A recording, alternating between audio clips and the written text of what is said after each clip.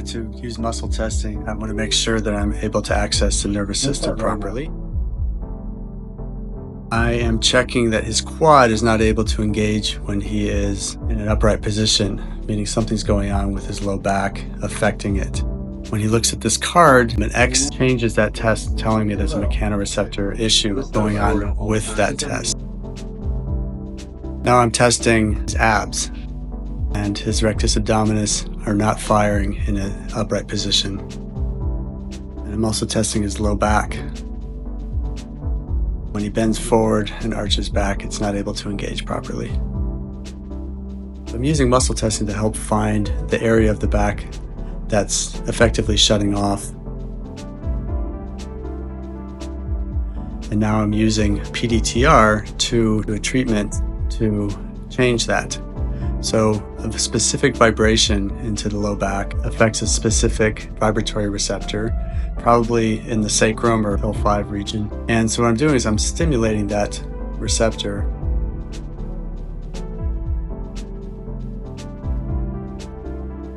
And after stimulation, I do a deep tendon reflex anywhere in the body, which effectively is like hitting return on a keyboard, which sends that change into the nervous system. What I'm doing here is I'm finding which part of the abs are being affected and correlating that with the low back and stimulating that as well. In this case, it's a deep pressure receptor. Now I'm retesting.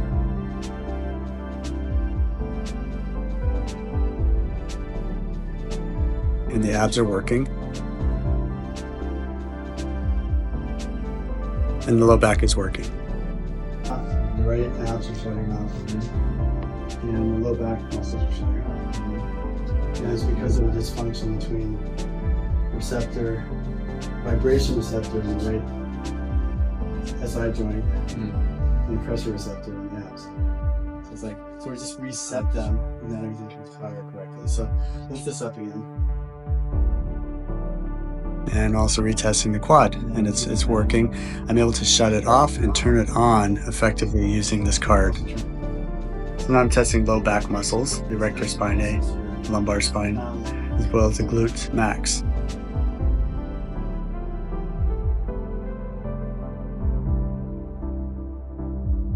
The glute max is not able to hold the muscle test. Again, using the card, the X integrates the hemispheres of the brain. The double lines unintegrate, so on and off switch. Think of it like a circuit breaker that bypasses the muscle. The brain, we're able to turn on and off muscles if muscles are working correctly. So again, I found a vibration that directly stimulates an overactive vibratory receptor in the hamstring.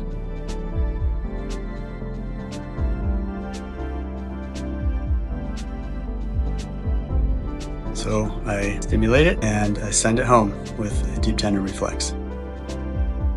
That should change the test of, in this case, the glute. We didn't touch the glute, but we turned down the overactive receptor in the hamstring, allowing the feedback to the brain to allow the glute to fire.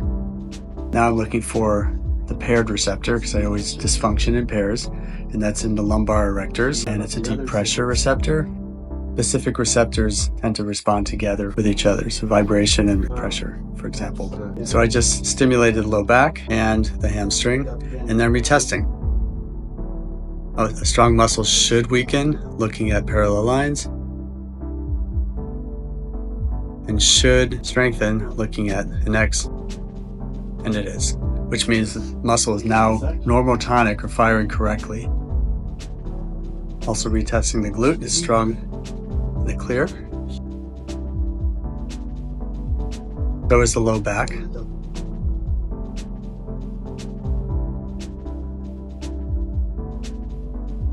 Weakens properly with parallel lines. So now here what I'm doing is I'm using a Leander table to traction the low back and release the ligaments and muscles of the low back while also adjusting the pelvis and sacrum and lumbar spine. I can find where that problem is using a muscle test as well as palpation. In this case too, I'm also lengthening the low back QL, quadratus lumborum on the right, and bending the table to lengthen the muscle while it pumps the low back. And releasing it using some ART, active release technique.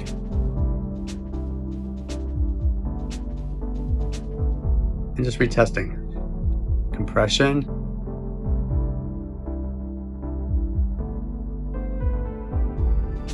So there's something going on in that thoracic spine. So I'm adjusting it, releasing a fixation or a subluxation where the vertebrae aren't moving right, using a chiropractic adjustment and retesting it.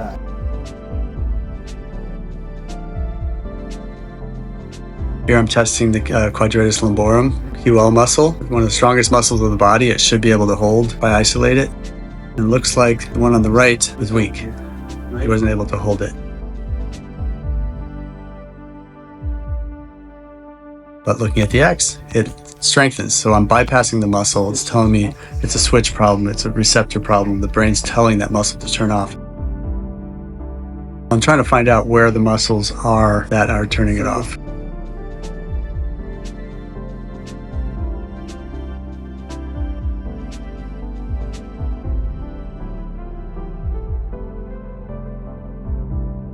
I'm also finding a psoas.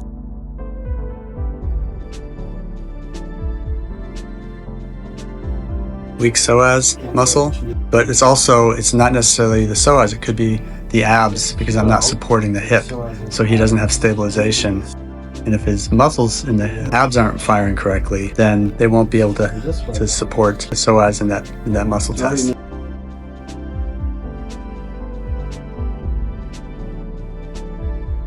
And so what I just had him do is doing an oblique muscle test, but when he draws his navel towards the spine, it actually isolates the transverse abdominis, which is the weak inner core muscle, and that's also under firing.